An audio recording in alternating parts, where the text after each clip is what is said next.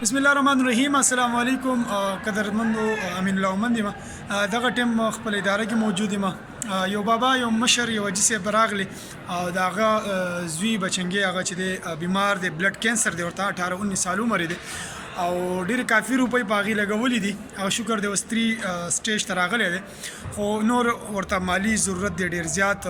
حاجي صاحب راغلی و نو اوس سره موږ کالج کې هم ګرځو، خو د دې نه اورو چې حاجي صاحب ستاسو بچنګی چې کوم بیمار دی او تاسو ډېر وګرځېدلی، خلکو نه مالي مدد غواړئ، نو تاسو دا دغه وخت چې دی خلک ګوري په سکرین باندې، تاسو ورته څه ویل غواړئ چې تاسو ته څه اپیل کول غواړئ چې تاسو سره امداد وکړي، تاسو سره هیلپ وکړي؟ جی السلام علیکم. تیز وایه. السلام علیکم جی. دا زمونږ یو بچی دی جی او هغه ته بلډ کینسر دی، نو هغې دپاره مونږ ګرځو مختلفو دغه کې، نو د سټوډنټانو مونږ سره ډېر زیات امداد کړی دی او اوس هم را سره کوي.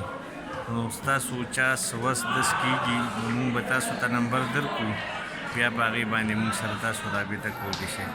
صحیح، مهرباني.